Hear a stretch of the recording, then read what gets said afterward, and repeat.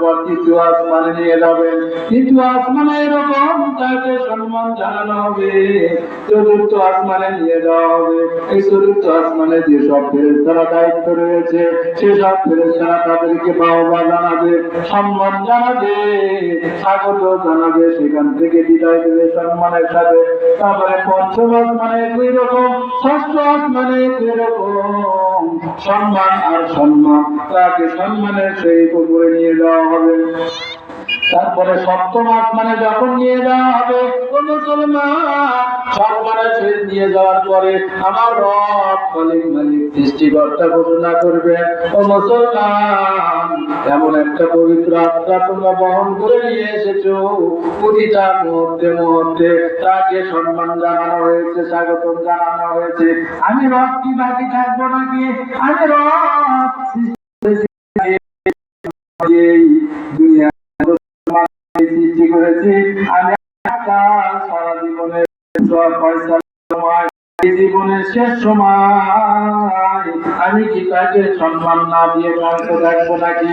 যাও যাও, ওই রুমটার নাম এই লিলে রেখে রাখো, ও মুসলমান, সম্মানিত জায়গায় লিখে রাখো, আকারে মুবাশশারা পঞ্চম লিস্টি সাহাবীদের মধ্যে লিখে রাখো, ওই সম্মানিত জায়গায় সম্মানিত লোকের মধ্যে তার নামগুলো লিখে রাখো।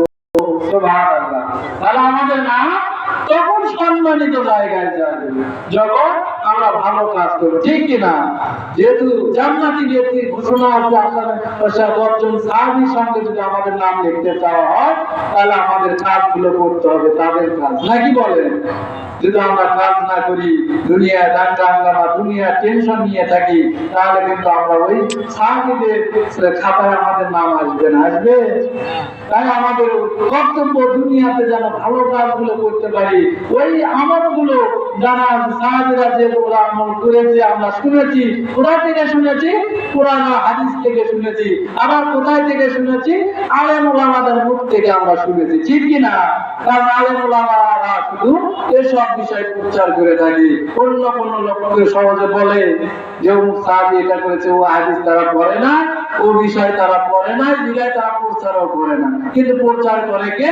ওই আলেম, ওই মুহাদ্দিসরা প্রচার করে, যারা ওই সব বিষয়গুলো করেছে এবং শিখেছে লিখেছে, তারাই কিন্তু প্রচার করে, ঠিক কিনা? তারা তাদের মধ্যে যদি আমরা শুনতে চাই, তাদের কাছে বসতে হবে, তাদেরকে সম্মান করতে হবে, তাদের নিয়ম তান্ত্রিক যদি চলে, আমার রাসূল বলেছেন, তাহলে আমাকে ভালোবাসা হয়ে যাবে। সুবহানাল্লাহ। তাহলে আল্লাহ রাব্বুল আলামিনের রাসূলকে ভালোবাসতে হলে বর্ণনা করেছে, লা ইউমিনু আহাদুকুম হাত্তা কুনা হাব্বু ইলাইহি ওয়ালাদিহি ওয়ালাদিহি ওয়ান নাসি আজমাইন। ও রাব্বুল আলামিন বর্ণনা করলেন রাসূলের মারফতে যে আমার রাসূলকে যদি ভালোবাসো, আমাকে যদি ভালোবাসো, তাহলে আমার রাসূলকে সর্বপ্রথম ভালোবাসতে হবে, ঠিক কিনা? তাহলে রাসূলকে ভালোবাসা হয়ে যাবে। ও মুসলমান, তাই দুনিয়াবি সময়টা আমাদের যেটুকু দিয়েছে হেলাই ফেলাই সময় কাটানো যাবে না। আল্লাহ রাব্বুল আলামিন তখন তার নামটা সুন্দর জায়গায় লিখে রাখবেন, বলবে যাও ওই বান্দার রূহটা তার দেহে আবার ফেরত দিয়ে আসো, তখন সম্মানের সহিত তাকে আবার সেই জায়গায় নিয়ে যাওয়া হবে।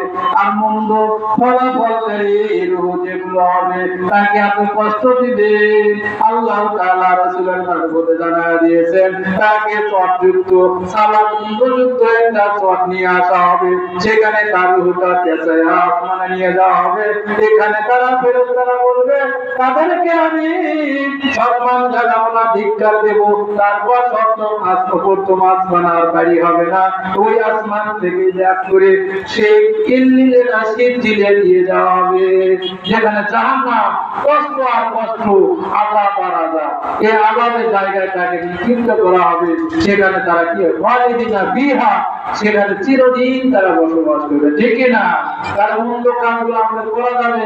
বলেন, আমরা দুনিয়াতে কাজকর্ম করতে এসেছি, সৎ কাজ করব, সদা সর্বদা সত্য কথা বলবো, আল্লাহ তাআলা আমাদেরকে এরকম সম্মান দিয়ে মৃত্যু দান করবেন এবং সম্মান দিয়ে আমাদেরকে জান্নাতে নিয়ে যাবে, ঠিক না?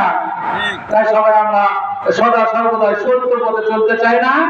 সবাই আমরা চলবো, কারণ আমাদের বিষয় যেহেতু আমাদের কোরআন হাদিস থেকে আমাদেরকে সবাই জানিয়ে দেওয়া হয়েছে, তাই আমরা সেই বিষয়গুলো নিয়ে যদি জীবন পরিচালিত করতে পারি, আল্লাহ রাব্বুল আলামিন আমাদেরকে সব সময় সম্মানিত করবেন। আমাদের মা বোনেরা ভাবেন না যে শুধু ছেলেদের কথাই বললো, না, এই বিষয়গুলো আপনাদের জন্য। আপনারা সবসময় সর্বদা সত্য কথা বলবেন। বাবা মা যাদের আছে বাবা মাকে ভালোবাসবেন, স্বামী যাদের আছে স্বামীকে ভালোবাসবেন। আল্লাহ রাব্বুল আলামিন বলেছেন যদি স্বামী স্ত্রী মহব্বত ভালো থাকে আল্লাহ রাব্বুল আলামিন খুশি থাকেন। আর যে যার উপর যে স্বামী সন্তুষ্ট থাকে সে স্বামী যদি সন্তুষ্ট হয়ে যায় ওই স্বামীর বরকতে সে যে মহিলাকে জান্নাতি হয়ে যাবে, ঠিক কিনা?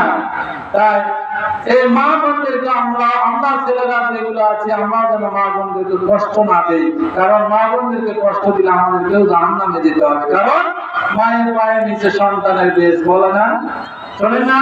এই মায়ের পায়ের নিচে সন্তানের বেশ। এই বিষয়ে কথা বলতে যাই সময় লাগে, কিন্তু আমার সময় অল্প, হুজুর আছে, একটু সংক্ষিপ্ত টোকা দিয়ে চলে যায়। রাসূল সাল্লাল্লাহু আলাইহি সাল্লাম একদিন রাস্তা দিয়ে যাচ্ছিলেন, সাহাবীদের নিয়ে যাচ্ছিলেন, দেখেন একটি কবরের মধ্যে আযাব হচ্ছে। কি আছে? আযাব হচ্ছে। এই আযাবটি দেখে রাসূল সাল্লাল্লাহু আলাইহি সাল্লাম বর্ণনা করলেন, সাহাবী এই কবরগুলো কার? কোন সাহাবী বলতে পারে না, কেউ বলতে পারে না। রাসূল বললেন, ও সাহাবী তোমরা এই ময়দানের মধ্যে ঢোল দিয়ে দাও, জানায়া দিয়ে দাও যে সাহাবীগুলো এই ব্যক্তিটার কবরটা কার। তখন ঢোল দেওয়া হলো, জানায়া দেওয়া হলো, তখনকার নিয়মে জানানো হলো। তখন জানার পরে সকলে আস্তে আস্তে কবরের দিকে অগ্রসর হলো এবং সেখানে এসে দোয়া করে পরিবার পরিজনের জন্য। কিন্তু ওই কবরটার কোনো অরেশান আসে না, ওই কবরটার কোনো অরেশান আসে না। কিছুক্ষণ পর দেখা গেল টুকটুক করে একটা মহিলা আসতেছে। ওই মহিলাটা এসে যখন কবরের পাশে দাঁড়ালেন, আল্লাহ রাসূল বর্ণনা করলেন, ও মা এই কবরবাসী তোমার কি হয়? আল্লাহ রাসূলের কথা অনুসরণ করে ওই মহিলাটা জানে না ইনি হলো রাসূল, কিন্তু আল্লাহ রাসূলের কথা শুনে তিনি বললেন, ইনি আমার সন্তান। এই কবরের মধ্যে যে আযাব হয় মা আপনি কি শুনতে পাচ্ছেন? না আমি তো বুঝতে পারি না, এই কবরের মধ্যে কি সত্যি আযাব হচ্ছে? আল্লাহ রাসূল বললেন, হ্যাঁ মা সত্যি আযাব হচ্ছে। মহিলা তো একটু হাসি দিলেন, মুস্কি হাসলেন। আল্লাহ রাসূল অবাক হয়ে গেলেন, কি কারণে মুস্কি হাসলেন? আযাবের কথা শুনলে তো মানুষ একটু থমকে দাঁড়ায়, ঠিক কিনা? কিন্তু আযাবের কথা শুনে হাসলেন কেন? মহিলাটাকে জিজ্ঞাসা করা হলো, মা কেন হাসলেন? না আপনার ছেলে হয়, আপনার ছেলের কবরে আযাব হয়, আপনি হাসি দিলেন।